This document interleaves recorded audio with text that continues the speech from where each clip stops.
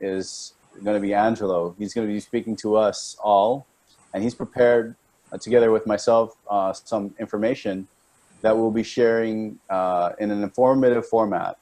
And we hope that you as leaders will use this as a resource guide for when you create your network, or what we're calling a Trinity Soul Group. Because we want you to do these calls in the same format, and we want you to be guided to do this in your city or in your country or in your region. And we've started with the worldwide, and we're moving down a region, and we're going down a country next. So the region leaders, you will be enabling the people the same exact way as we are right now to your country team members.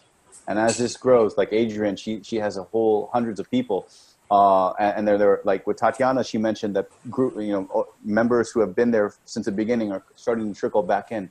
What's going on? You guys are going to be the ones that are empowered to drive this. So Angelo has a special session today that he's prepared, and a lot of this has come from him. And I'm really, really amazed by the work and effort. So I'm going to go right into it. He's over in Curacao. I always say that wrong. You said it right. You did okay. Say it right. Curacao. I've been to the Caribbean, but I haven't been that far down. It's in the Dutch Caribbean. For those of you who don't know, it's right above Belize, Venezuela. So just right off the coast. He calls it the ABC Islands. You can look it up on Google Maps. I had to myself, but he's a truth seeker, a light warrior, a martial artist, and Angelo's been doing some really great work. He's actually doing radio shows himself in Curacao. He's been with the PFC movement through following Cobra, David Wilcock. His influences, come from Chiron, the Lao of One. And right now, I understand he's been working on some key projects in delivering free energy technology through the Keshi Foundation, which Shweta in India is also doing. And I've been following that personally for quite some time. That's what led me to this movement. Myself personally was, free energy for all of humanity. And, once we have energy, we can do so much more if it's free. He also is part of the Facebook group for Curacao. All of you already know me, so I'm not going to really talk about myself. I'm just another ordinary guy called to light to help you all. So we're going to go over these slides one by one. I'm going to hand it over to you, Angelo. So just tell me when you want to go to the next slide. I might jump in and add some things, but we want to keep this a dynamic meeting with you.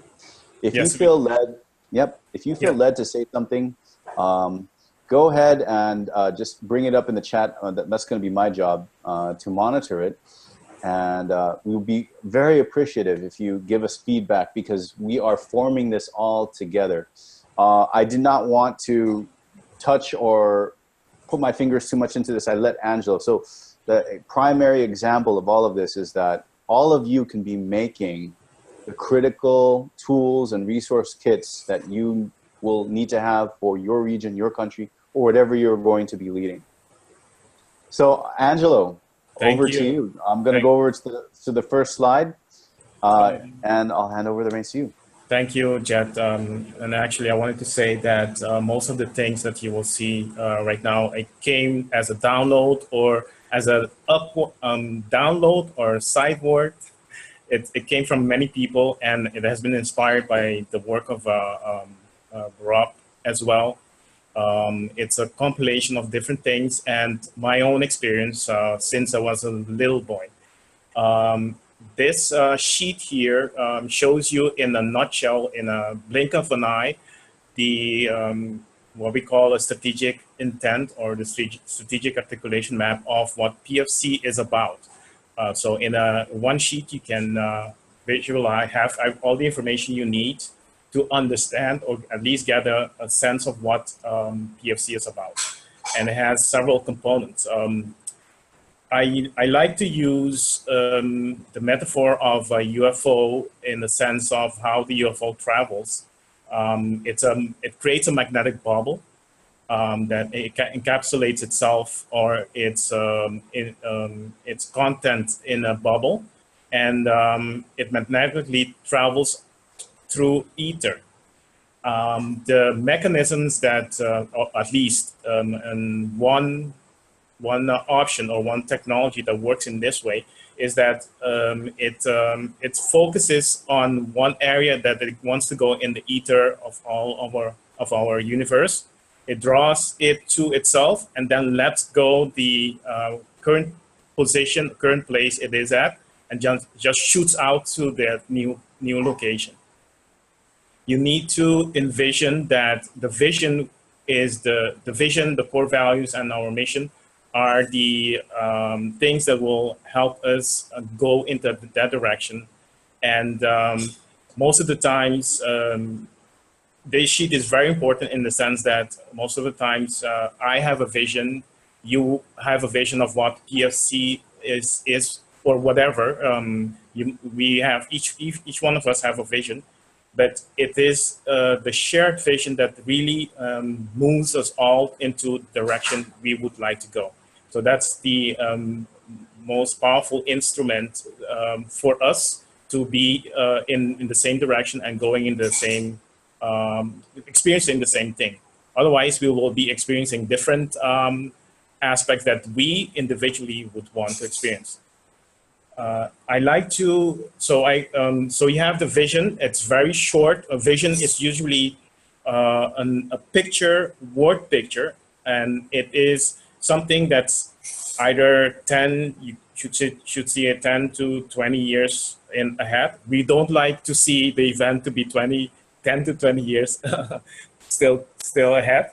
We like to have it very recently, very short term.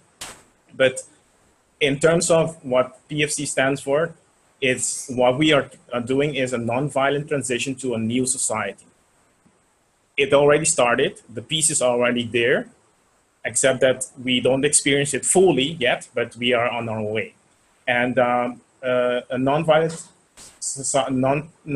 transition, new society to a new society, based on the faith in the power of love and on instinctive knowing that freedom from tyranny is our right as sovereign beings. And peace and harmony for all of humanity. This is our main vibration that we need to have, a shared main vibration that we need to have to connect with each other and then move into that direction. And the mission is actually how we get there. We do that by advising, by supporting existing leadership.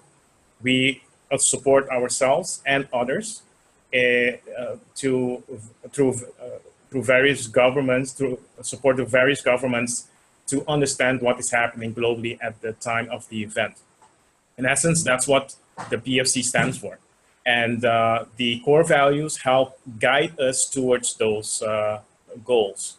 And then we have a primary goal, which is a sub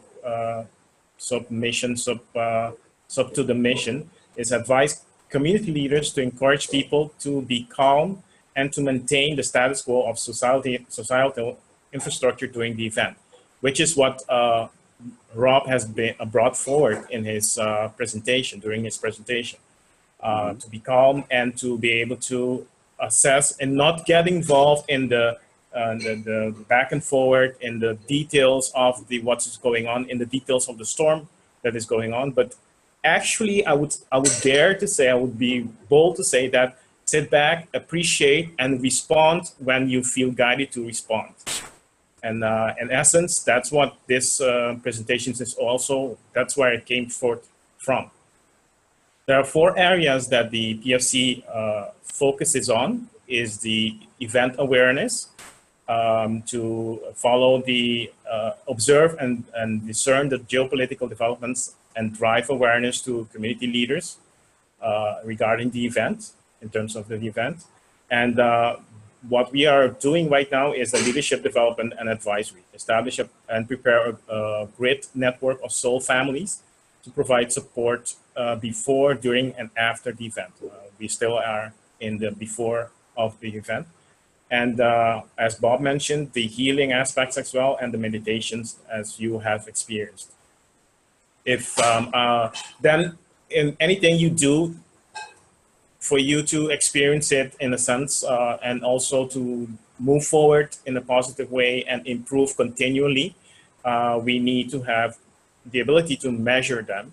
And the best thing is to measure them with measurements or what we call key performance indicators that are known to everybody that is working in the team. And this is just a way to establish a number of key performance indicators that we can talk about or we can observe that we are moving in the right direction or not.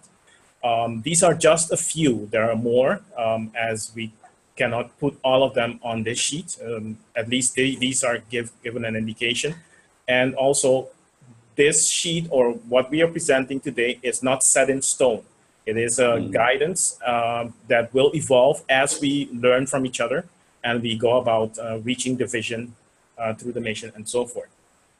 For instance, some of the key performance indicators, KPIs, are how many numbers of local PFC groups are currently, for instance, how many volunteers are involved, and any one of those KPIs that have a number in front of them are quantitative KPIs, number of informed community leaders. To give you an example, in our group in Curacao, we have actually 2 media representatives, and we have some people in the top echelons of our community as well. And these people, we didn't force them to get into the group. It's just that they are at that point that they are open and aware of what's going on, and that thus we invited them into the group. So you might in your area as well find people that are already community leaders that are already aware, and that's a very, very valuable asset. I put there 2 types of actually qualitative KPIs, which is the type of topics discussed and the questions asked. Questions and topics are very important and are the essence of what we are doing. The more we have questions, the richer we are working, the richer our content, our movement is, and the topics as well. I want to mention in this case that, as Rob and Ed mentioned, this is a kind of like a telltale. So it's a top-down presentation, but in this case, it's a top-down presentation. But let's say this is a topic for this session, the leadership aspects. As this gets down to the groups at closest to the neighborhoods, there are questions that are coming up. There are topics or questions that can be turned into topics that come up. And we want to hear those. We want those topics, those questions to come back up, so that they can be shared with others in other regions as well. So it's not only a top-down movement of information or a flow of information, but also sharing and learning that comes from the lowest levels of the tree that we are using at this time. I like to get a sense of what, if there are any questions that you may have. Let me start by with some feedback. So one of those key performance indicators that were mentioned earlier when Tatiana raised the question, can we have conferences? The answer to that is absolutely yes. So it fits within the strategic objective, it fits within the mission and the vision. So when you ask yourself, can I, like Mary is saying, you know, she's on the East Coast, she's in the chat. Can I do this in my community? The answer to that is definitely yes. The way that we're driving this right now is from a top-down perspective. So we started with the worldwide calls, and there's a reason.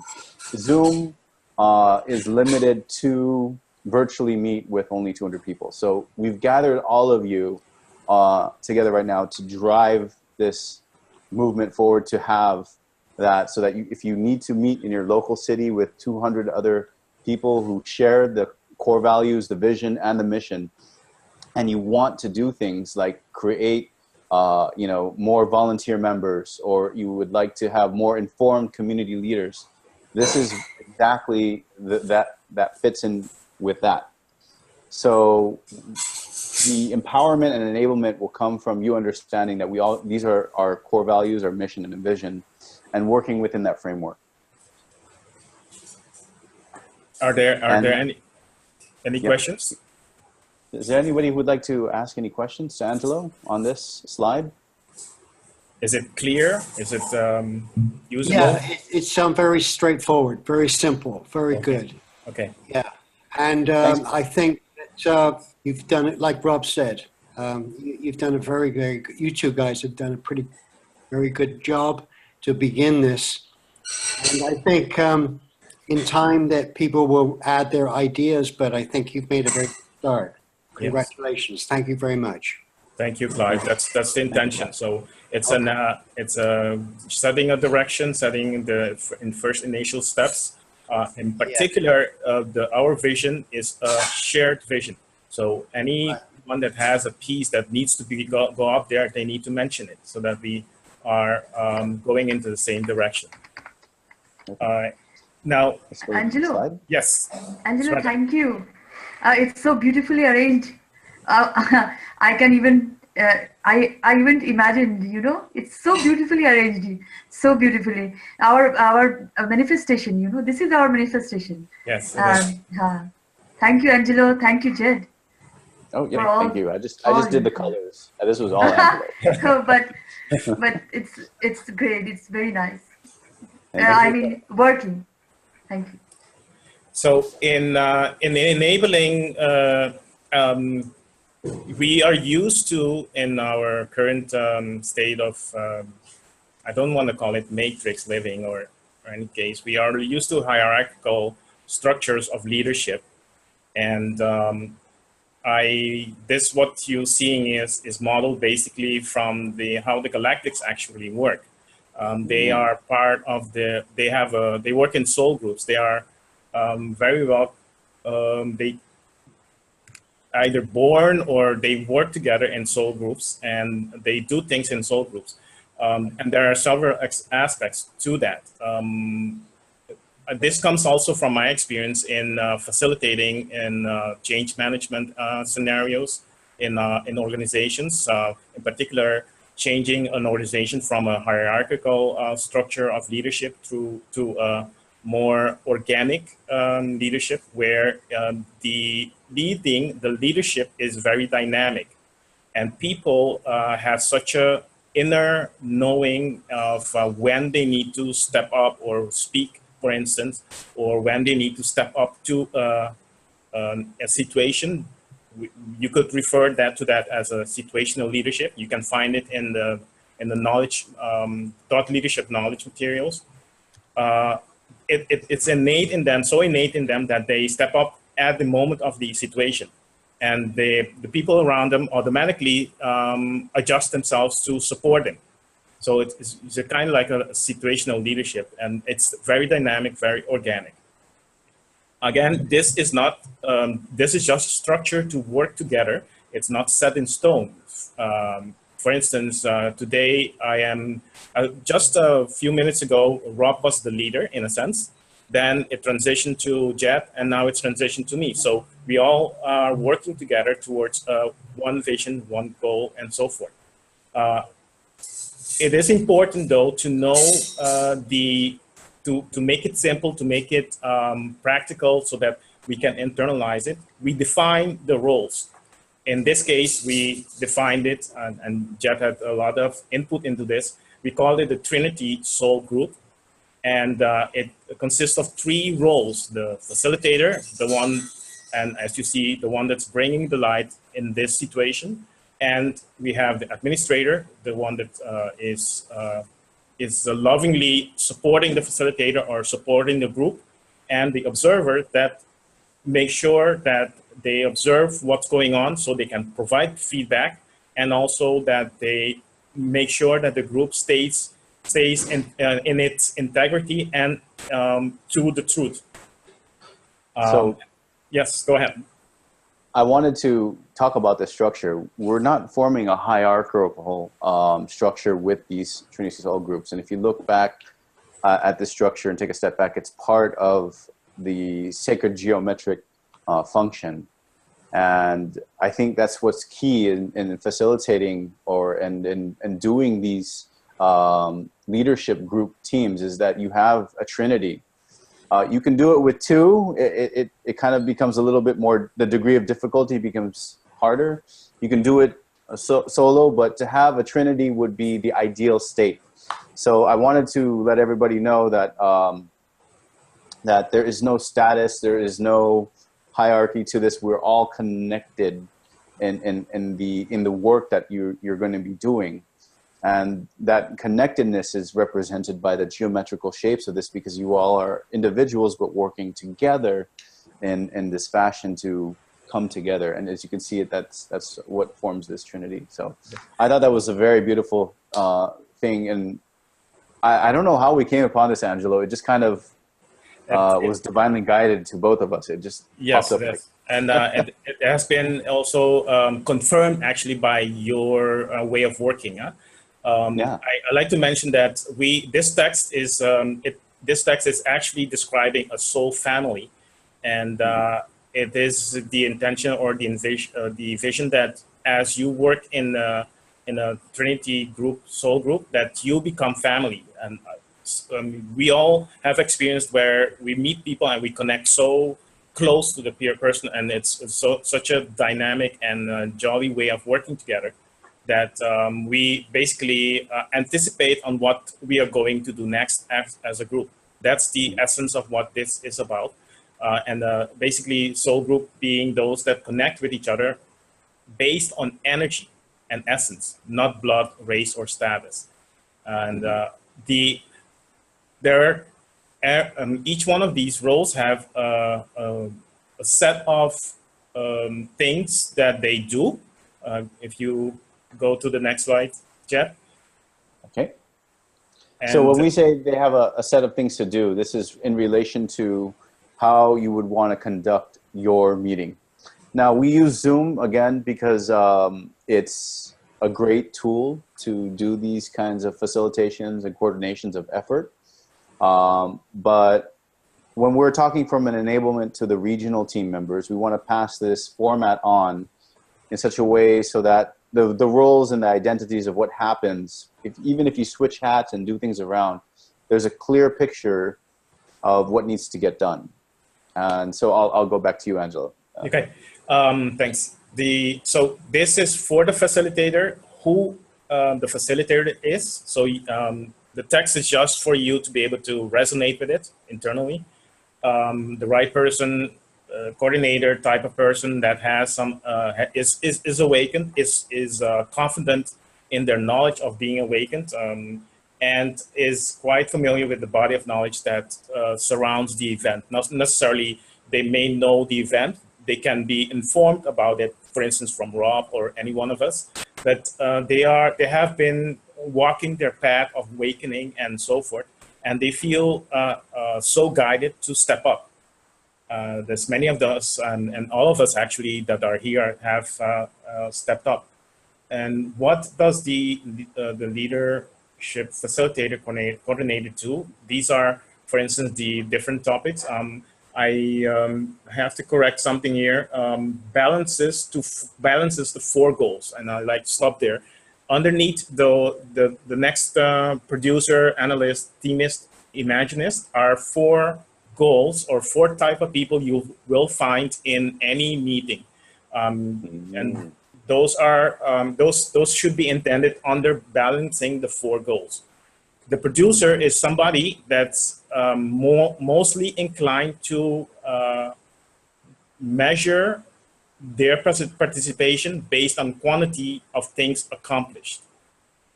The analyst is someone that's mostly inclined to factual precision. So if whatever I'm stating, they will judge me or evaluate what I'm saying based on whether it's factual or not. You have the imaginist, which is the person that feels things and is creative and likes to be drawn or is inclined to things that are new.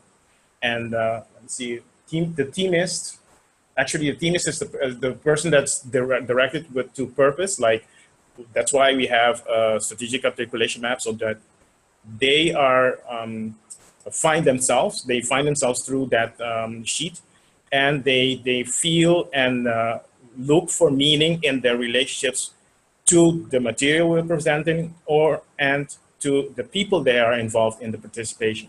And you have the imaginist, as I mentioned, the creative type and the newness type. Now, I said there are people more inclined to one or more of these type of distinctions. So any one of us can be also transitioning from one to the other. Okay.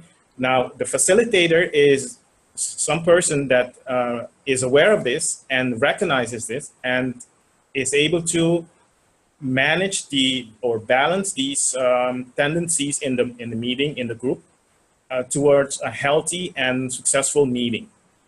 And it takes a lot of good and sharp listening and sensing and feeling to be able to manage it. Don't be scared about it. It's just, you need to be, most of us have this ability innate. It's just, we need to sit back, relax, and feel, listen, and lead, and feel guided to take the steps that we feel that is needed. And that's one important aspect I wanted to stop at. Okay. So facilitator is responsible for guiding the whole team to deliver the sessions. So they are responsible to gather the people, or responsible for the invitations, which there's steps we outlined in the following sheets. And they are responsible for a number of things, setting up the agenda or collaborate with others by listening and so forth to set up an agenda for the next meeting and so forth. And what is mentioned here. Let me take a... Yeah, sorry. Let me go ahead. Go ahead. How it's done, again, right on the top, you see the facilitator is the light. So they are responsible for bringing the light. They are responsible. They are a lot of times connected with the light, and it is humorous, directive, but not dominating, supportive, confrontational, one step ahead of the team, continually sensing what the team needs, helping team listen to themselves and learn. If you look back at how we started and how we connected and so forth, you see that Jet has been performing very well in that sense. So. Thank you, brother. I hope you all agree, but I'm using Jet in this case because we have a good example of what a facilitator can do, and he's doing that right now. Jet? So thank you, Angelo. I wanted to let everybody know that you're not going to be left alone to do this without resources. Correct. The tools that are needed for a facilitator would, like sending a mailer. This is where we step in and provide resources so that we're going to help give you a list to build your region calls, and hopefully the regional leaders will help country teams build their country calls, and the country leaders will help cities. So that's part of that aspect in terms of a list. And then the agenda building, we can help you with that. You can go to the worldwide team and ask, what do we talk about? Who can I invite? Can I invite Rob to our region to speak? Can we invite him to our conference that we'll have virtually? What about the mailers and the invitations? What email address can we use to send them out? And do you have a automated tool to do that? Yes, we're using the PFC platform to do that. And then through you, how can you help drive that? As a facilitator, you'll need to find the resources to get it out on social media. Hopefully, and if you go, let me just take a slide back. If you have somebody who's an observer, maybe they can be somebody who's also blogging for you post the meeting. And we'll come to what happens to these roles post meeting. But what I'm trying to get at is the steps of what the facilitator's role is won't be left without tools from a PFC perspective. And the reason, again, why we're rolling this out from worldwide down to the regions first is because we're a volunteer organization. We need to grow those tools. It does cost something to do it. And as we move forward and this gains more traction, it will be easier to disseminate those resources over to you. But we need to know how we can help you make it easier to do how it is done. Okay, so that's the only 2 cents that I wanted to talk about from a strategic point. Let me just look at the chat real quick. I see it going off. Any group in Germany? Okay, cool. You're good to go, Angelo. Okay, the next slide then. The next slide talks about the administrator role, administrator. Next slide. Okay, next slide. There you go. And the administrator is the one that actually, from a service to others orientation, has a knack for details in supporting the team in delivering a quality meeting session. So they are, Jet mentioned the tools and so forth. They make sure that the tools are ready, the tools are available, they have the emails, they have the topic is defined, is written. The email is well written, or actually the email invitation is well written and ready to go. They are aware of these things, and they announce when, for instance, where the team will meet. This tool is not only for online meetings, but you can do it meet up as well. You can do it at a location, a physical location, as it can be a physical meeting as well. You can apply it there. They take responsibility for minutes taking, distribution, and availability. They make sure that it's distributed. For instance, I think Adriana asked about when the video is going to be available again. So, and Jet immediately responded to them. In a sense, Jet took on the responsibility of the administrator at that time. But all of this is done from the vibrational perspective of love. From a service to others orientation from out of love, and it is, if the facilitator brings the light, the administrator brings the love. I'm going a bit forward. The observer also has a task and has a vibrational frequency they're bringing it from, and this is to guide you in terms of how you should be performing your task, how it's done with love, attention to details, preparation, and follow through. That the administrator is key to the supportive system that gives the team and makes the team successful in delivering the presentation or the sessions. You can sometimes also the administrator will help guide resources to the facilitator. In the past, Dane helped bring some key important people to speak, and that administrator will say, this should go on the agenda as well to the facilitator. This person would like to speak up, and also the administrator is kind of another balancer during the meetings on taking notes. So all of the chat groups that we have, so everything is documented. The administrator will, copy everything, or even sometimes direct the facilitator that, hey, you might have missed something that went on in the chat. Take a look at that. Somebody's asking you a question, things on so on and so forth. So, and it can go back and forth between the admin, the facilitator, or the observer. So these roles aren't, like, as Angelo mentioned, not completely set in stone. You can rotate the responsibilities, but generally the idea is, the framework is that this is the work that has to be done, and this is how we're doing. Yeah.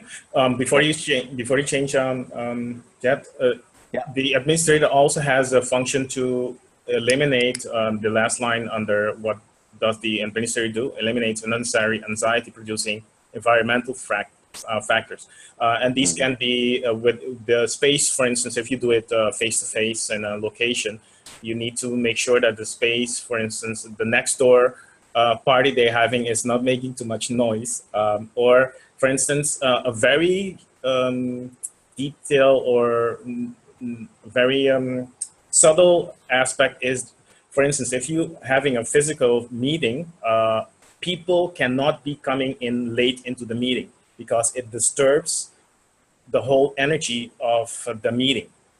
You have to greet the person. They barge in, take the time to sit and make a lot of noise that disturbs the whole meeting. So the administrator is the one that manages that and makes sure that the energy within the session, within the meeting is healthy and can be maintained.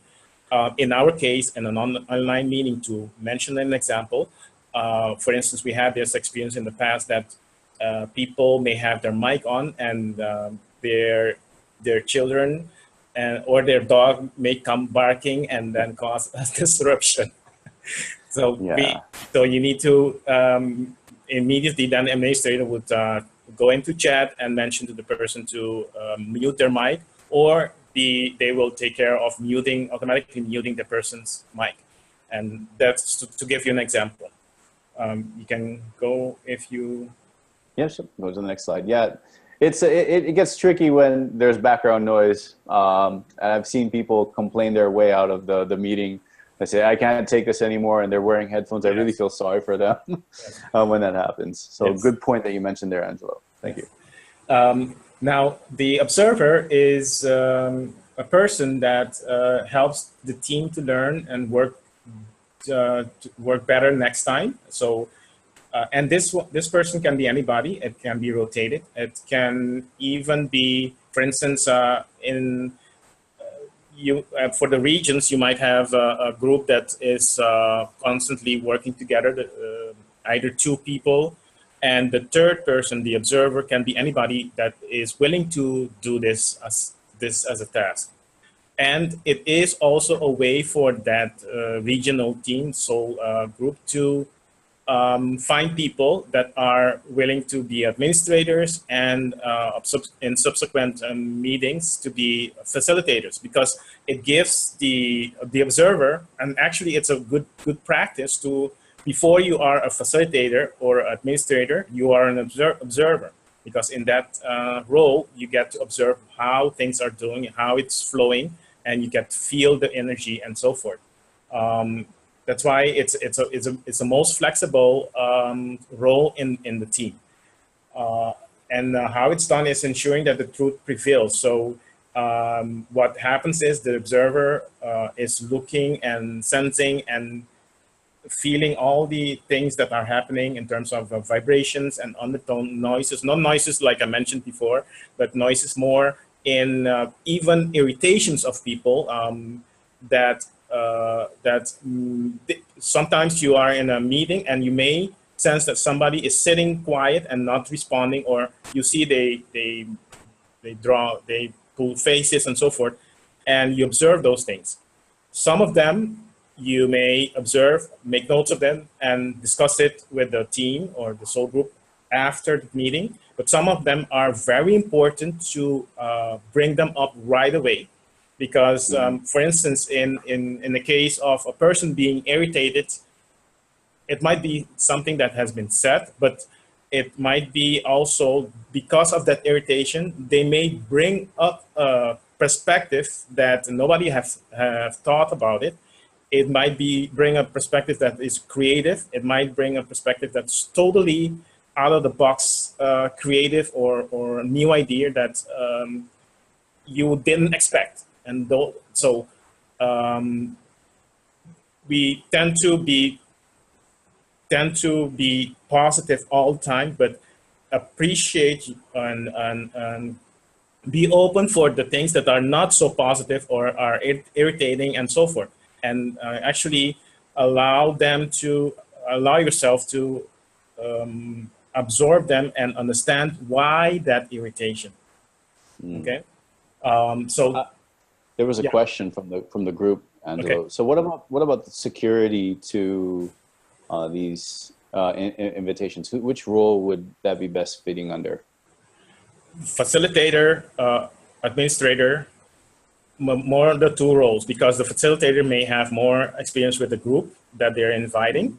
The security is also done by, for instance, in your case, it was done by Jet, because he has more time with the PFC people around PFC. He has spoken with several of the council. He knows what's what. He has a good feeling of who is the right people and so forth. So you tend to, in a sense, delegate that aspect to the person that's has more experience with the group, with PFC and so forth. Yeah. Okay. So Well, in the case of region and country people, so they would just have to be mindful and situationally aware of yes, what yes, people which people should be in the meeting versus shouldn't. yeah, Because obviously the facilitator will have their inner guidance very attuned to understanding where the conflict might occur or friction. Now, if it does happen in your meeting, it's the facilitator's role to balance that out. yes. So there, I hope that answers Waldemir's question that he had. Don't go yet. Don't go yet. There's the Sorry. that's okay. There's the harness conflict. Okay, it's there. Like I mentioned, we tend to be positive all the time. We need to be warriors in being able to recognize conflict as soon as possible and be able to transmute it into a positive. And we need to, that's the facilitator and administrators need to develop that. Observer needs to stay in the observing and absorbing and understanding and be able to report it either immediately or after the meeting or during through a chat, a personal chat to the administrator or the facilitator. But they should allow them their guidance to indicate that this is an important thing. It's urgent. I need to report it immediately to the other members of the team. And be so guided to do that. What's non-evaluative feedback? What's that, Angelo? Could you elaborate a little bit about that for us here? It is the, let me see a good example. Actually, what you can, it is, for instance, we would evaluate meetings and sessions and so forth using KPIs. That's one way of doing it. But in the observer, it's a good question, Jet. The observer would report in terms of how they felt with from their perspective of how they felt with anything, and not from an KPI perspective. So qualitative feedback, meaning it is more qualitative and not necessarily to, for instance, the number of people and so forth. However, one indicator that we mentioned also in setting this up is that meetings should have, a good meeting should have in between around 20 people. An observer may see that, and because this is a telcel or a lecture type of setting, the number of this people, meeting. For this meeting, the number of people it doesn't matter, and in essence. But in the case when the meeting is more dynamic, more interactive, you need to bring down the number of people. And a good number of people is 8 up to 16, and flexible up to 20. 8 is a magic number in meetings. And so that you can gauge yourself in terms of how many people should be involved in a very interactive meeting, a very interactive session. It makes it more manageable and also pleasant for everybody. Everybody gets the same amount of, or at least based on their guidance, amount of time they can talk or interact and so forth, and be productive at the same time, balancing the 4 goals of the meeting, of the session. Great, thank you for putting and clarifying that, because the Zoom way of doing this, if we want to go, for example, once this grows very large worldwide, and all of you leaders on this call today have grown this to the point where it can't be 200 people. Zoom has a function that we can use as webinar, and it's going to be more observational in a sense, so the meetings might not be as dynamic. But we will ask the leaders from regions and cities to have separate meetings with them from a worldwide perspective. And that kind of fractal, I would call it, or that kind of ratio is where you have to get the feedback from your observer to look at what's going to be the meeting attendance. So let me give everybody kind of a perspective. 500 people were invited, 100 people attended, and right now we have 39 participants. So you'll have those metrics, and what you're trying to do is obviously to bring more in, but what's the qualitative feedback? Why aren't people joining? What happened? Did some people not get the invite? And one thing I also like to do is, as a facilitator, is ask for feedback. Now, some people might not tell me directly what had happened. I might hear it like in the past through Dane or sometimes through Angelo, of what went wrong or what went great, and what do we need to work on more of. And that's very key, is to listen to that feedback, not just from your observer, but from everybody else, and to kind of, gauge whether or not you can have more of those quantitative measures, like more participation would be an indicator to how you respond to the feedback. Yes, thanks. Okay, can I go to the next slide? I think so, yes. Okay. The next slide is actually provides you with a meeting structure and things that you need to be aware of, especially as an administrator. It gives you the different steps that checkpoints actually, that you can go through and check while you are setting up the meeting. For instance, pre-meeting, there's scheduling the global, schedule the meeting in a global events of PFC, which is a system that is offered by a PFC, as Jet mentioned earlier, to set up the meeting, schedule it, and be able to make it known that there is going to be a meeting. Now, you can, as a region or the lower level of meetings, can schedule meetings in advance and prepare for them in advance. That's the best thing to do. Then you have a structured routine that you can follow, and even assign facilitators or the Trinity Soul groups for each individual meeting. Of course, start with the same group to get a flow, to get a sense of how it's working, how it works, and then branch out to be more dynamic. So start more structured and go, as you get comfortable, be more dynamic. You wanted to say something, Jeff? Yeah, I'm going to share my screen here real quick on the pre-meeting aspects of this. So what I'm going to be sharing is, sorry, this is the wrong screen. That's probably, yeah, there we go. Okay.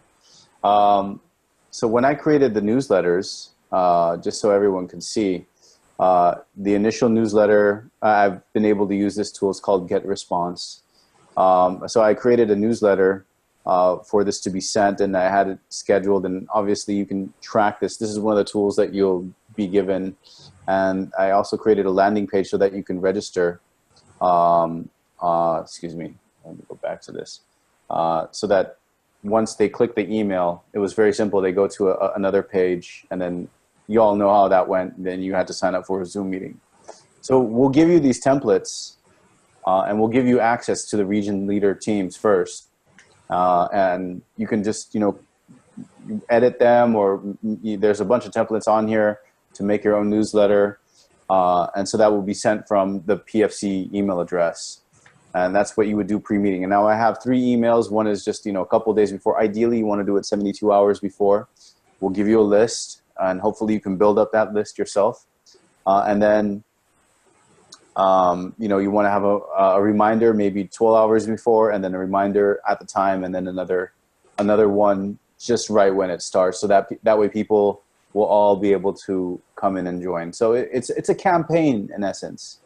And if you have questions about this, the team from North America, I know Joy is very familiar with email marketing campaigns and doing newsletters. If you don't have the technical skills, we're here to help guide you But this should be very easily, once you have the templates, you can put this in your language, you can start using it.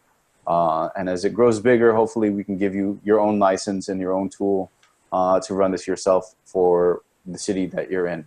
That's the goal, that's the aim. Okay, so I'm gonna go back to the screen share here. Okay.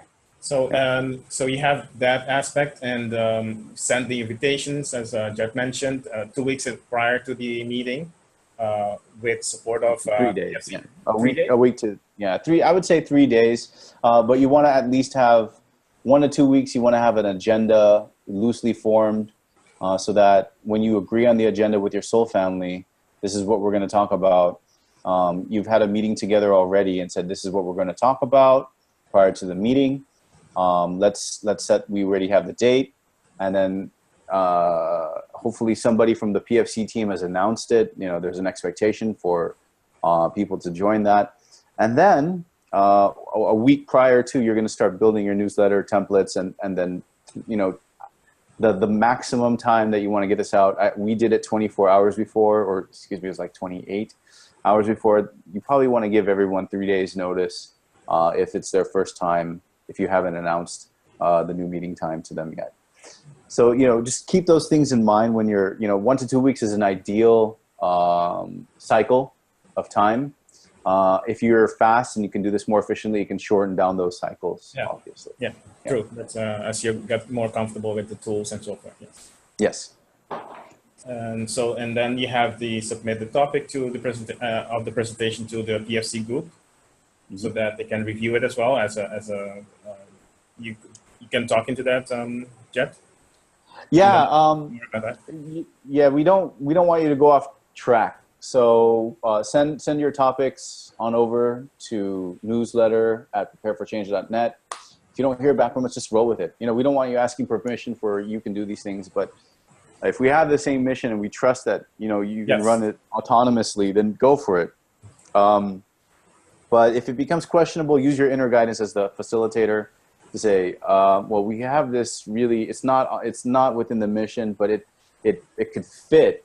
Run it by us, because, you know, we don't want this whole thing to go off in another way. What I'm really concerned about is that the region leaders, the city leaders and country leaders start trying to make money off of this for their own personal gain.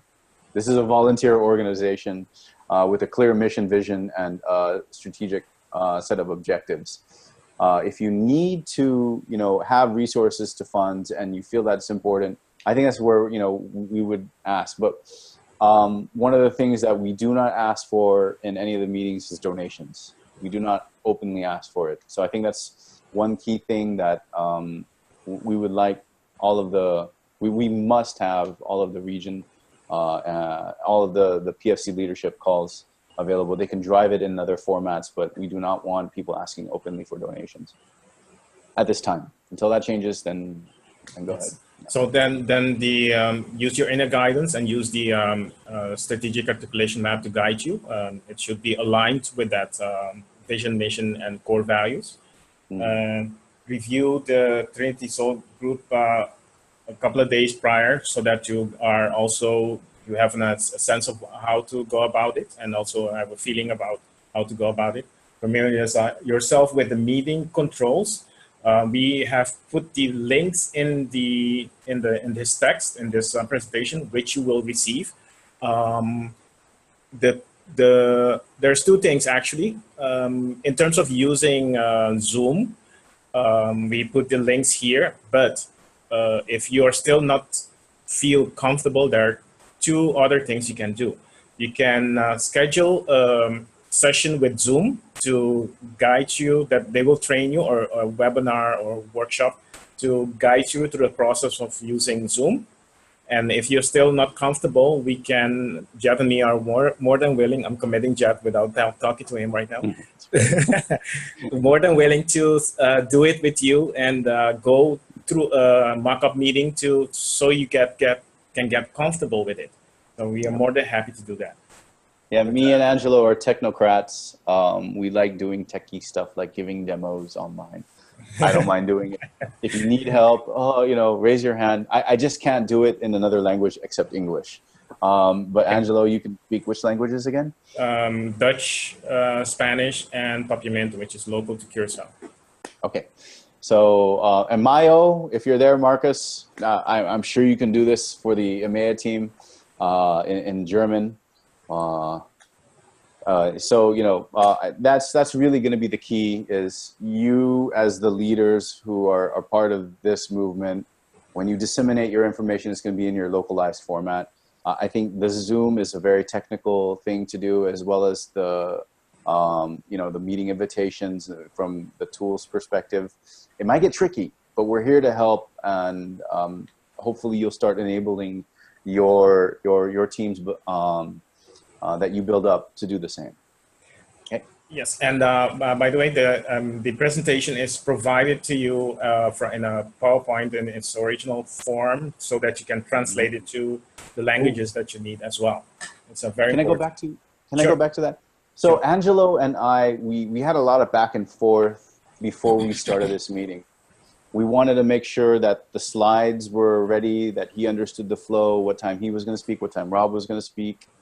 So I sent him the slide. He sent me his slides. I edited them. You know, we worked together on it, you know, for almost pretty much since the 28th of December. So, you know, that's how long it took to come up with the meeting content. Now that's for a tell-cell meeting. Now, if you just want to have a meeting and have the members drive the topics, you can use, you know, the how-tos that we put in here for facilitators and administrators and observers. Because we've also had meetings before, and I'll be very honest with you all, that I have not prepared for at all. It was you who guys, as audience members, who dynamically drove these wonderful topics just by you guys talking. So allowing your group to speak about things that are important to them, about it could be, you know, within the strategic objectives of the healing, of meditations, and things like that. You know, a facilitator and observer will be able to summarize those things, and it actually becomes a solid meeting. So when it's more of a tell-cell like this, you need a lot more time to prepare. And you go back and forth, and you have a lot of things between your facilitator and administrator, and you're gathering a lot of feedback. So what we're doing today is really like kind of the peak of what a meeting should be in terms of preparation. But you could actually be loosely prepared, and if you're very, very guided, you can actually drive a complete and a very fruitful and productive meeting. Yeah, so this structure that we are providing can be used in both cases, and I would like to mention that you could be in a structured meeting, which is one end of the spectrum, and an unstructured meeting. There are those type of meetings as well, and this structure, these tools and setup and so forth, prepares you for both of them. For instance, if we can decide to break right here and stop the PowerPoint presentation and just go by what you're asking and what your concerns are, and drive the meeting from there. But the tools are there for you to be able to do that, and flexibly. Now, talking about during the meeting, I'd like to highlight a couple of things that are very important. Is that and the structure, the steps, the order of the steps in the during the meeting phase is very important, because it sets the whole environment, which is the responsibility in the sense of the administrator, of how the meeting will carry on. If you fail in doing that, you will find certain things that will happen. The meeting will not have that nice flow, nice energy and direction that you may expect. Something happening? Yeah, I just corrected. Okay. It's okay. It should be post meeting. Okay. So I was doing some observer / administrator stuff real quick on the fly. So there you go, people. I saw an error that needed to be changed, so I just stopped sharing my screen. Now, you put everyone on mute, or at least we, for instance, in our case, we set it up so that as soon as you sign up, you come into the meeting on mute, to prevent the earlier issues we had with your background noises. But it's important that you start the recording as soon as as you start the meeting. In our case, to give you an example, we started as soon as I opened the meeting at half an hour before the actual time that we start the session. Of course, and that's why it will take us a bit to post this later on, because we need to edit some of the aspects out. But it's important to do that because we want to, we recorded it so that we can have feedback for ourselves and how things are going and so forth, so we can use it and in improving this project or this package. Yep. Remember, yeah, because it will go on social media. This meeting will be posted on with the help of the PFC team on all of the PFC locations websites. It'll go on the PFC social media channels. So you can imagine you don't want to have you don't just want to automatically upload this to YouTube. Yeah, testing and so forth in the video and so forth. It'll get funny. There you have it. So Zoom has a video that will tell you how to record a Zoom meeting. It will guide you through the process. The next thing is to gather attendance. As Jet mentioned earlier, if you send your invitations using the tool we just showed you, you don't need to do this step.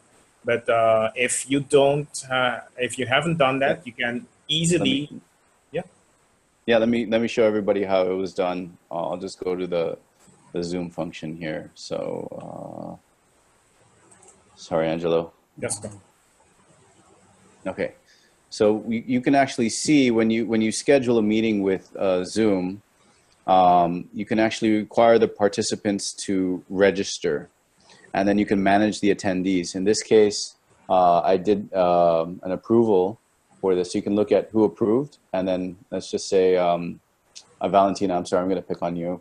You can actually see her email here, and it tells the city and the country that she was in. So you actually now have an attendance of people when you do the registration portion of this. We weren't doing this before, but you know, when I learned more about Zoom before we did this meeting, because I wanted to make sure I could talk about it with some of you, then you can actually, you know, get the attendance from them. This is how you'll build your lists, of course. So as you can see, we have 104 registrants, 104 approved, and right now we have 33 participants, as we are going over time on this call, and many people are starting to do their things in their daily lives, right?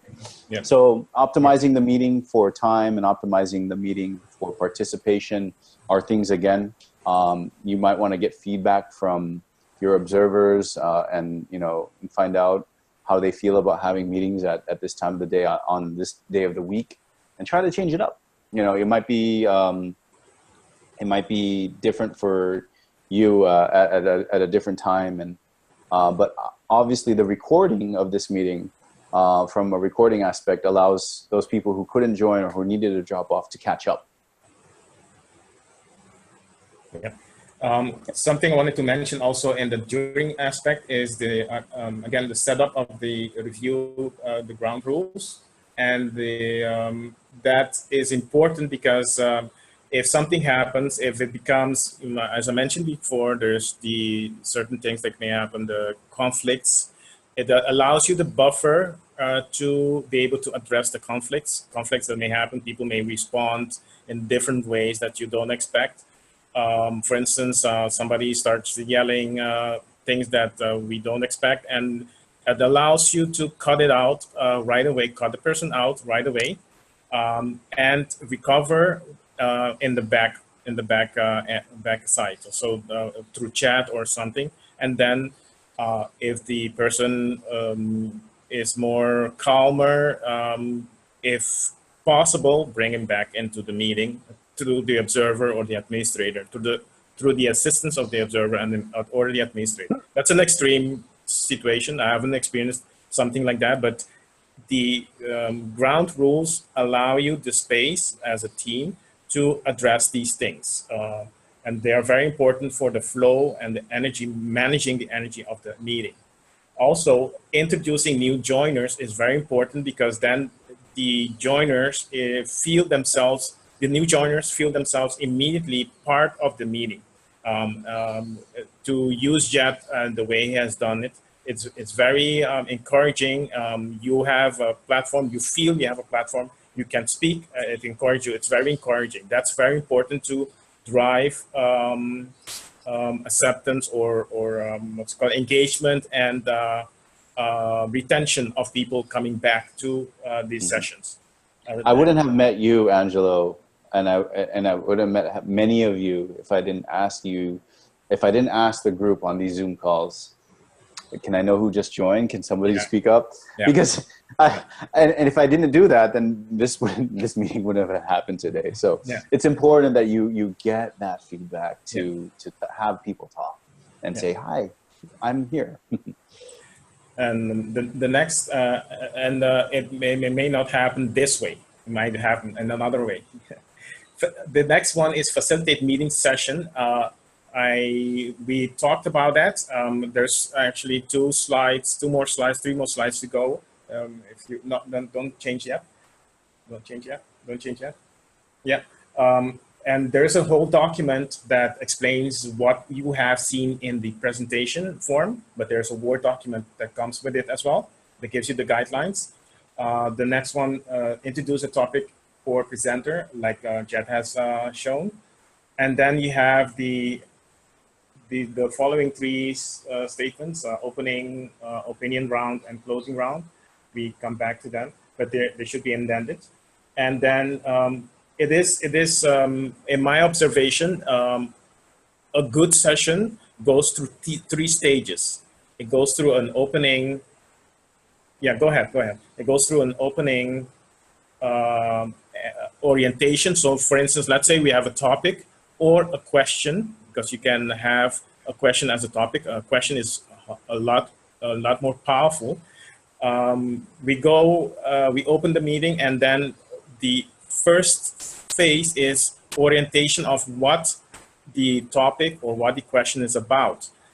It allows everybody to get on the same page in understanding what it is about. And intuitively or feeling wise, you will notice that people, if people may be irritated because you moved on and without them understanding what the topic is about, they will ask the question. These will come up. So as a facilitator, you should be aware that of these 3 phases. And actually, you can transition from one to the other by asking, for instance, if we just started, did everybody get a good sense of what we are talking about? And then based on the responses, you can move on to the next phase. So key question for instance, the orientation round is, did everybody understand what we are talking about? Just this, there can be any other question, but this is a good example. And then then you can move on to the next phase, is opinion round. So if you're doing this physically as well, you can go in rounds and asking people for their opinion about the topic.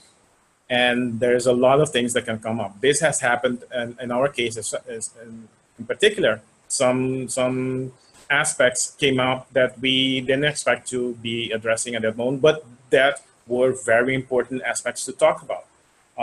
And the way you move on to the next phase is by asking the question, actually confirming that everybody had the opportunity to voice their opinion. If they didn't, just go back to that person and ask whether they want the chance, because sometimes we are inclined to want to listen to others' opinion and then formulate our opinion about it. It's just that we are anchoring ourselves in the setting that we are. For instance, as Bob mentioned earlier, you can, if you're sitting in your family's circle, and you can be talking about the type of topics we are familiar with. So you need to orientate yourself a bit of where they are, and then you can provide more information or more detail, or talk about esoteric topics as well. Yep. And then so let's just a tad more. You as a facilitator should be able to feel that you have reached a point where you can move on to the next phase, which is the concluding, consensus building, and closing of of the session of the rounds or the phases for that topic. You can have 3 topics and go rounds like this for all 3 topics. My recommendation is that it tends to take 3 topics within 2 hours. So you need to use that as a guide to plan enough time, enough discussion back and forward, so that you don't put 10 topics and you don't come to it in the 2 hours that you scheduled your meeting. Go ahead, Jen. Okay. I want to drive this, and we got to wrap up quickly because people are going. So let's move to the next, and let's give ourselves another 10 minutes to finish this up. Okay, no problem. So basically, what I mentioned earlier about the orientation, opinion, concluding, consensus for action phases of a meeting. Your meetings don't have to follow these steps, but as you are doing meetings, you'll notice that they tend to go in these 3 phases. And as a facilitator, you'll have the tool, by being aware of this, to use questions to move on to the next phase. Yep. Like in this, yeah, go ahead. I was going to say that it's very important to get action. So normally when we have these meetings, we want to talk about what's next. We want to talk about before we close, we want to talk about what's going to happen at the next date, what's going to happen at the next time. So I wanted to ask if there are any region leaders here from North America, if they can just real quickly announce. I believe they're the next meeting on the 21st. Shweta doesn't have anyone yet because she was scheduled for the 14th, but we'll probably have to move Shweta's meeting to later in February until we can get some APAC people. So Joy, Krista, Tatiana, are any of you still here? Oh, okay, Tatiana's here. Yes, Joy's here. Okay, so Joy, could you announce the next meeting out for the group here? Before we're trying to hurry to close this, so go ahead and I'll stop. I'm also here too, Jed. It's Krista. Hey, Krista. So go ahead. We're having a meeting when for North America? January 21st at 12 noon West Coast time. And there's a link that Joy put into, it's on the who's in, there's a link that she's actually put twice on the chats, and she can probably fit in one more time now just so that everybody has that at their fingertips. Okay, no problem. Thanks, Joy. So Joy, Tatiana, and Krista will be driving that meeting next. Angelo, yes. Let me just go over to you. You can actually see Krista now, finally, for the first time. So Angelo, the South American call, you're doing this in English, and on what date? We're doing this in English and Spanish, both languages. It's open to those languages. One of the requirements, if you're going down to the regions, is that those at the regional level should be able to be proficient in English, so they can quickly translate the material into the particular language for the regions.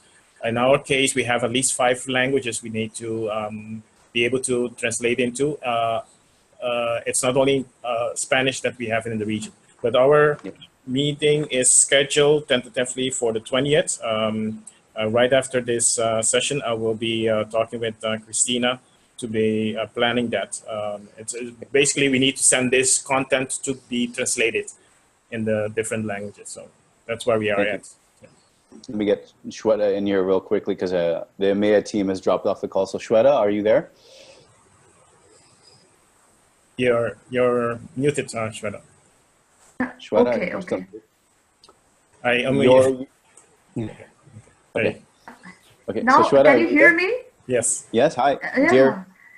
So we Actually, plan to have a call on the 14th. Oh, sorry to stop you there. But let's move it because we haven't found you actual soul family to work with. So could you kind of call out what you need to get your meeting up and running for APAC? Yeah. Jed, what I have to do, I have to send a mail or prepare for change will send a mail. What I have to do? Well, we'll join you. We'll join you as a show group to get you started. Okay. Okay. And she's Thank asking you. about the mailing list. So if you saw the tools that I presented earlier, I have a Yeah. list of people from Asia. Yeah. Jed, are you Jed, still there? you froze. He dropped out his link dropped out link. So Angelo, yes. I was asking that, okay, it's if Prepare for Change is mailing, I'll attend as you arrange for the meeting, you know. I'm ready to attend anytime, you know, Okay. for the good. Okay. Yeah. Sorry, I came back. Can you guys hear me? Yes. Yeah. So as I was saying, I'm going to make a call out and a shout out to everybody who's listening to this video around the world. Please help Shweta. We Yes. want to see the attendance list for the Asia Pacific region, which is everything except Korea, China, and Japan, because they have their own language. So Dear India, Gertrude, Jed, I have mailed a Chinese woman from Golden Age Group, but I haven't. Gertrude had gave me her email, but she hasn't replied me yet. So yeah. So I have also WhatsApp from my daughter's phone to local people here, but I have got no response till now. You know. So I am depending on you, and also I'll try my best. You know, Jed.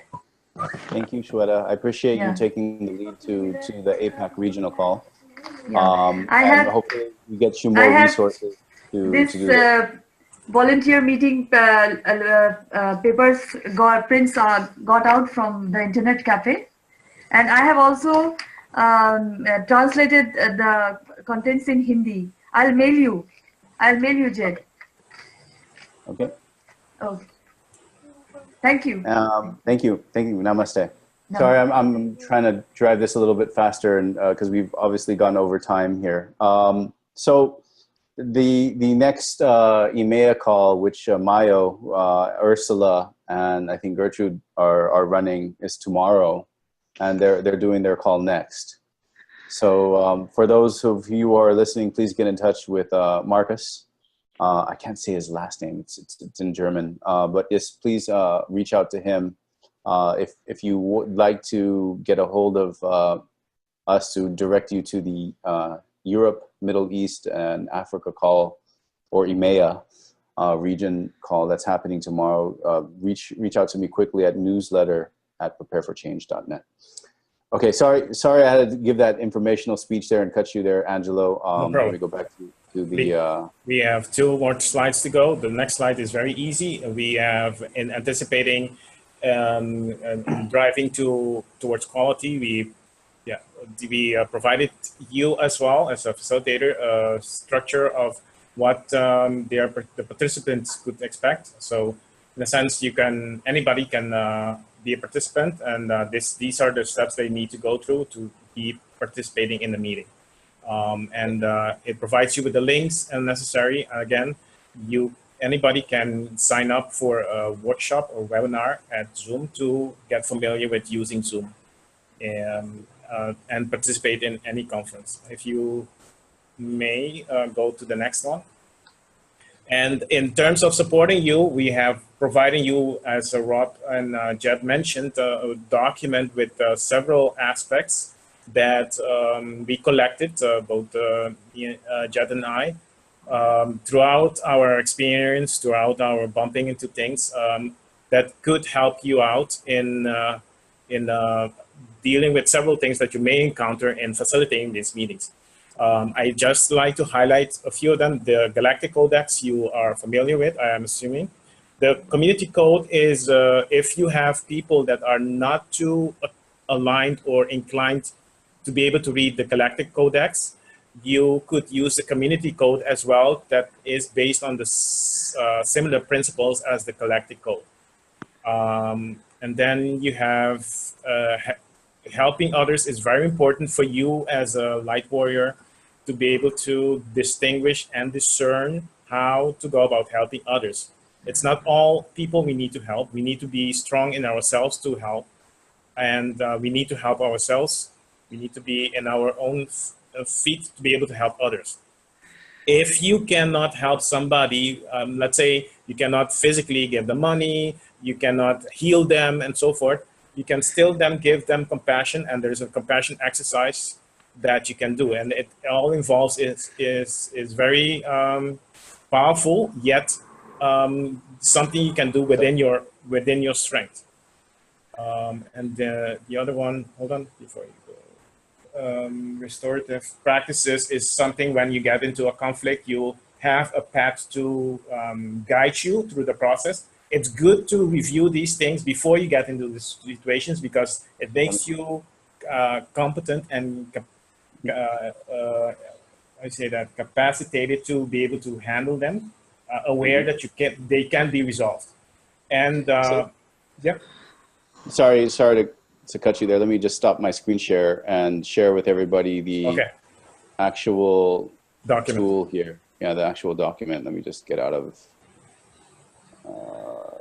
bring this document down into, can you share your screen and show the document? Sure. Yeah. So this is the document that Rob was talking about. Angela's going to do a screen share. This is what we've all been, asking about earlier in the chat. And I think while Angelo's pulling it up, he's talked about it high level in the slide, but this is going to be your resource toolkit. The whole purpose and intent of this is to give the ethos or the ethics behind why and how we've laid out the vision in detail, the how-to in terms of healing and forgiveness and some guidance here. So when you're ready, Angelo, go ahead. It's coming up. Sharing screen.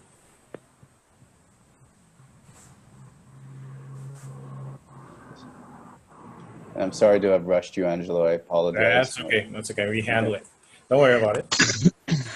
I can only see Bing right now on the screen. Now you should be able to see the document. I'm adjusting it, and I'm going. It's structured, so you can look at the different pieces. It has a content table of content. I'll go right into the final pieces, which are important for me to show.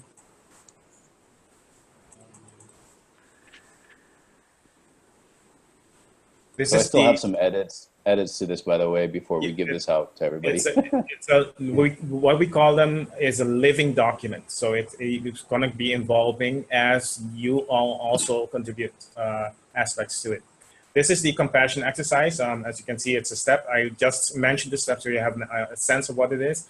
For instance, if you are projecting compassion to somebody with intention on this person, repeat to yourself, just like me, this person is seeking some happiness for herself, for his or for her life.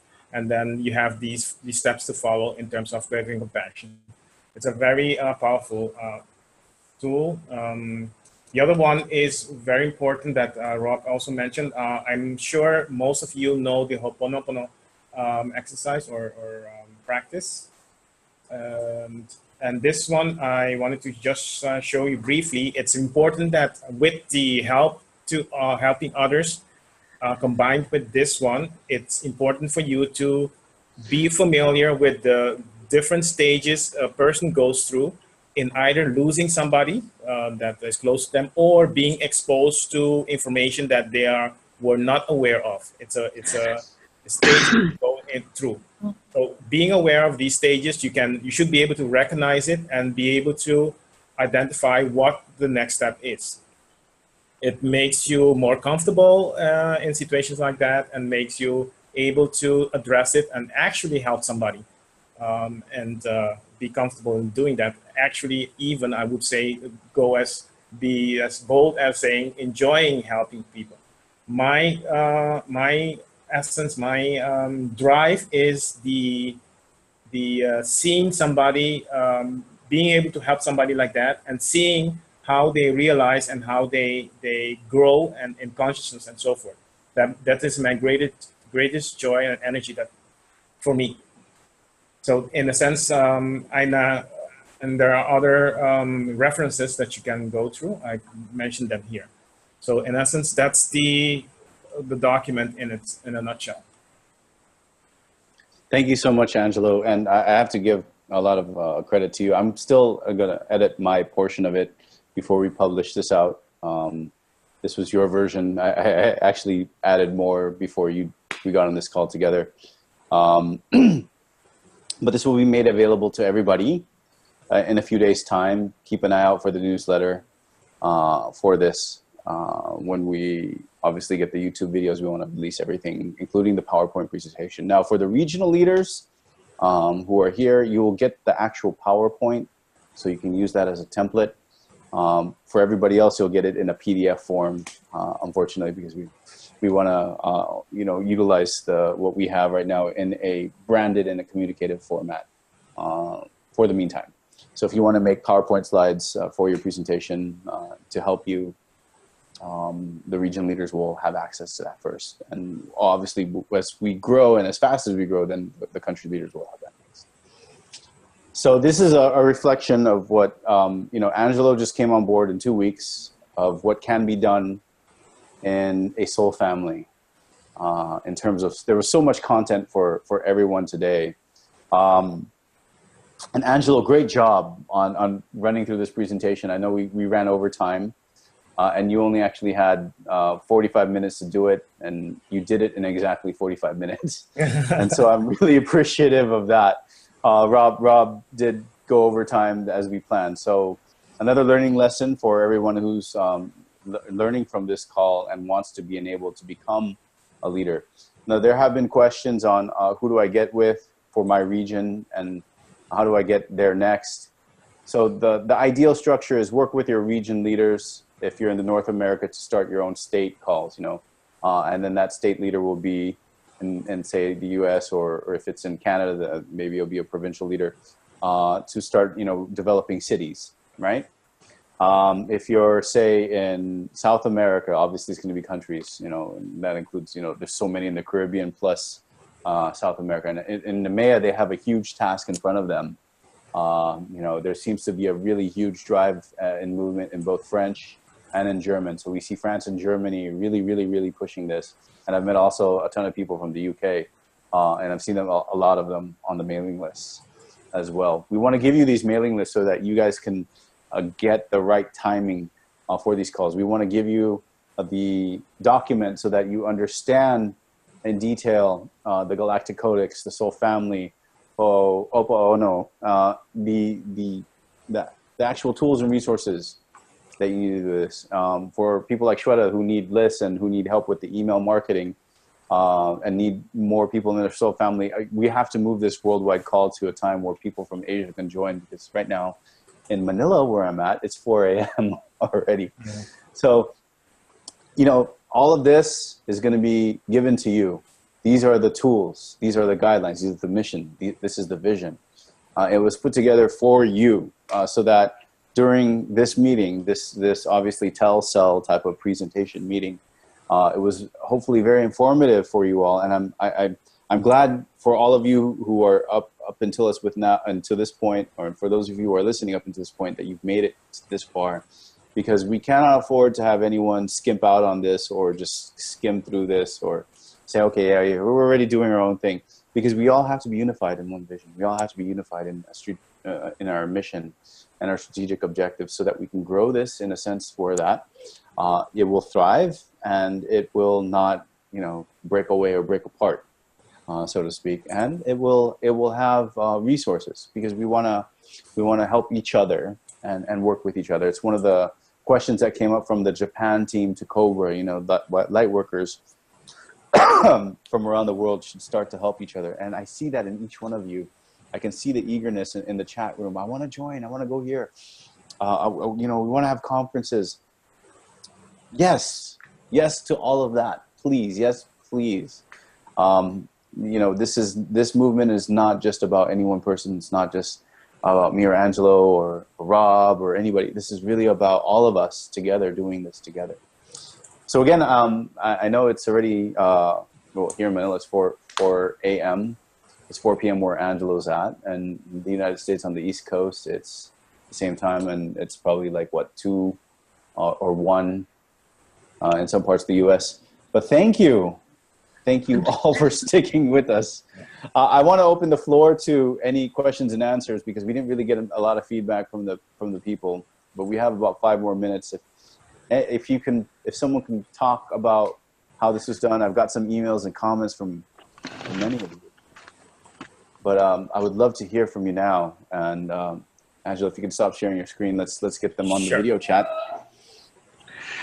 Jed, so I noticed that David has his hand raised, so I'd like to give the floor to him. And then I do have a couple of questions when there's a moment. Ooh, I don't see the hand raise function because I'm only looking at the chat. I'm so sorry, David. Go ahead and speak.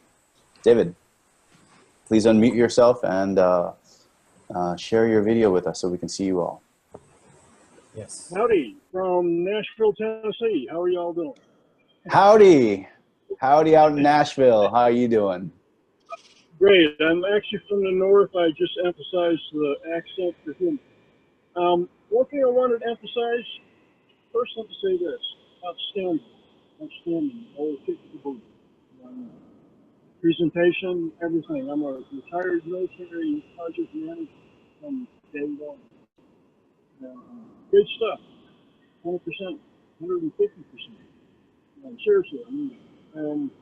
One of the things I wanted to mention though is along the lines of what Rob was doing and what he was talking about, and what he is all about, is to fast forward or take a step backwards to the present and keep in mind that we still have things to do to get to these points.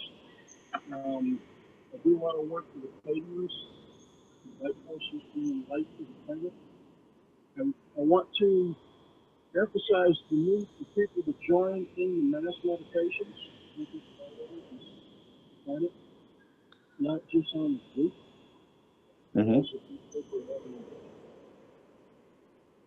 Thank you so much, David. Yes, emphasizing mass meditations and coming together in the etheric plane to raise our vibrations is definitely one of the key missions. And as it's a great starting topic to get recruitment. I think if you go up to somebody out over in your area of Nashville, Tennessee, say, hey, do you want to do a meditation with me? We're trying to help the planet.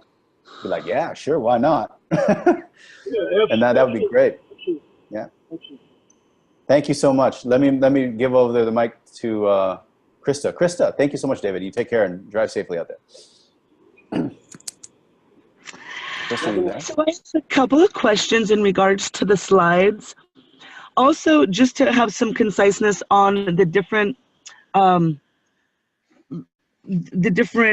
options that we have. I noticed there was a lot of talk about the WhatsApp, but then I went on there and are we using that? Because I noticed we're still on Zoom today, but there was some talk that they were going to be WhatsApp. And then also I noticed on the slides that we wanted to also incorporated the COEO. So I was just wanting to be sure, are we using all of those? Or are we going to kind of streamline it down? You know. Good question. So how do we communicate to each other offline? For the worldwide regional leadership team members like yourself, Krista, obviously you want to have tight communication so we can coordinate and plan things out before your call on the 21st.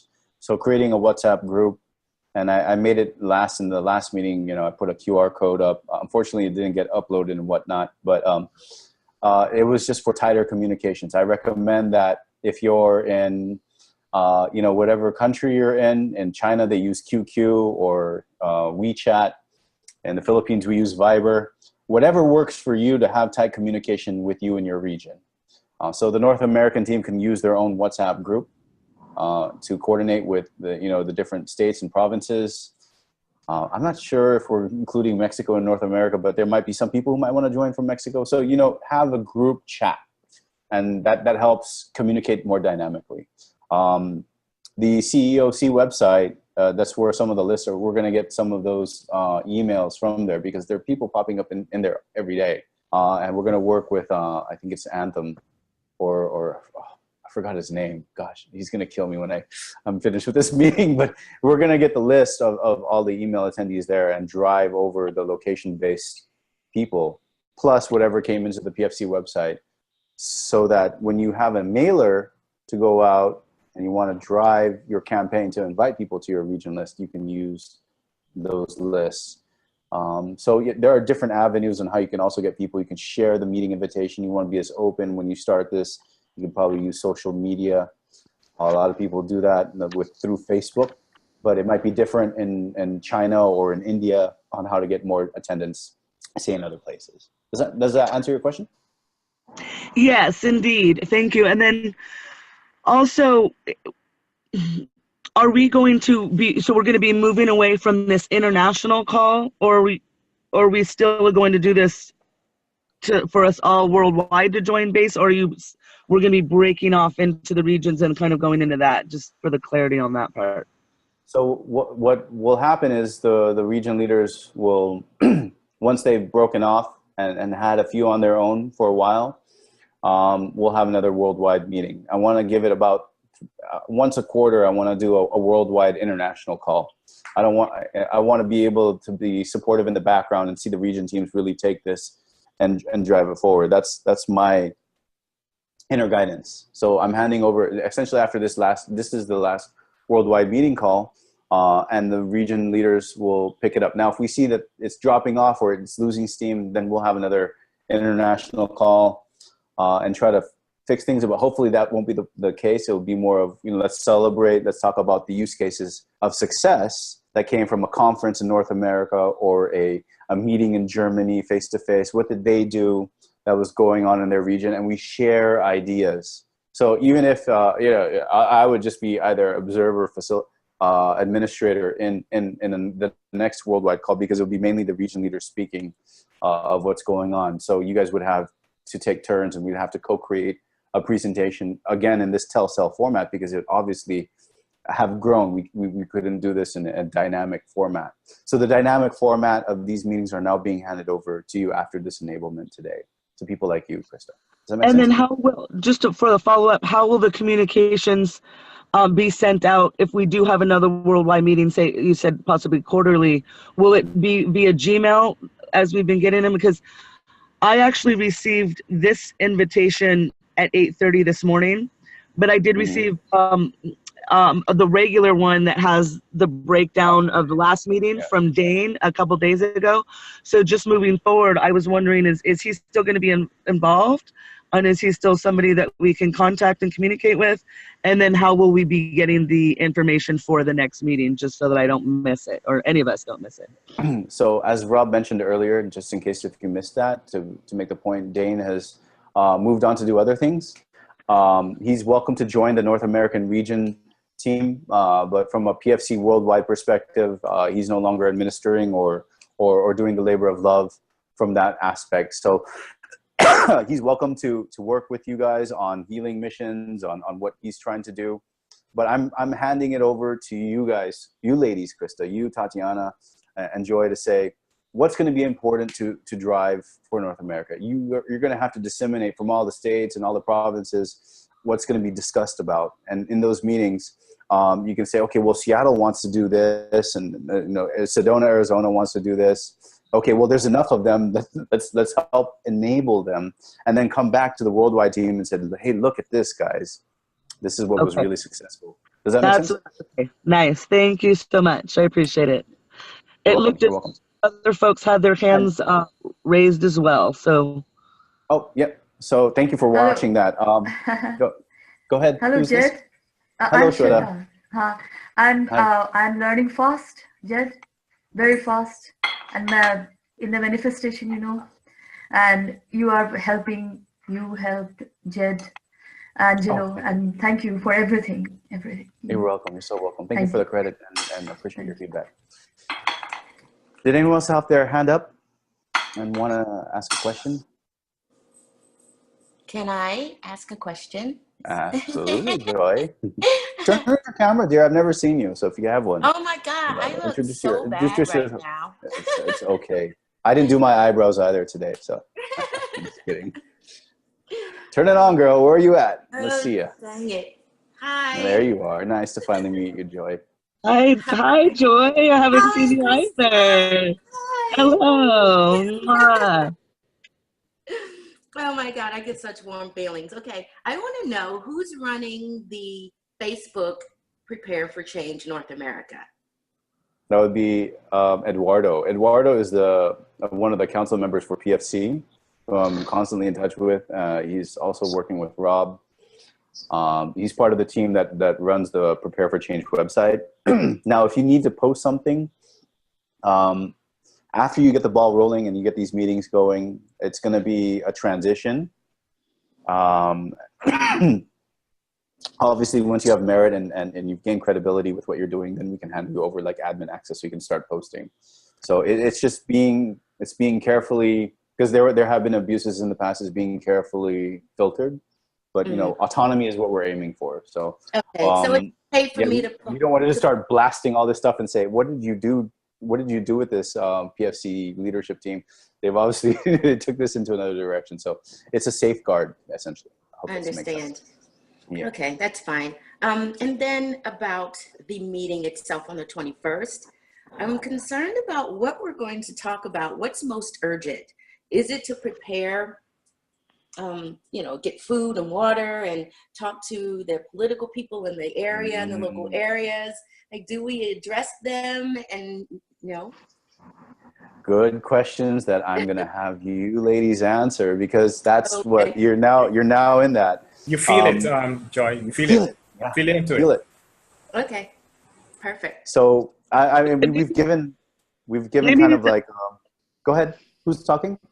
I'm sorry. I was just thinking maybe it's a perfect time for, we could maybe discuss this between the three of us on the meeting after this. Mm-hmm.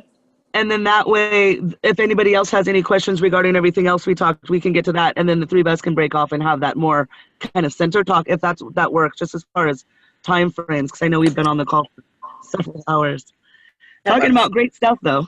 Yeah, that works. Thank you. Okay, thank you. Thank you guys. Yeah. Have a wonderful, But good wonderful question, Joy, because everybody who's leading a region call or even a country call on their own right now, they have their own intent for their meeting. And I don't want to say what shouldn't and what to a certain extent, what shouldn't be said, but what should be said should be from your inner guidance. You're all here because you were guided in way or some fashion, right? That's right. Okay, bye everybody. Thank you. You cut my camera off.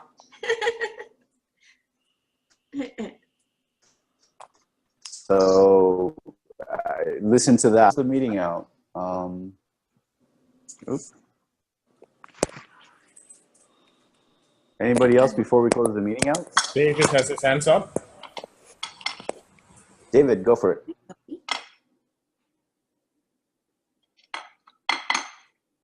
David, if you're there, still have your hands up, brother. I think he's still, okay.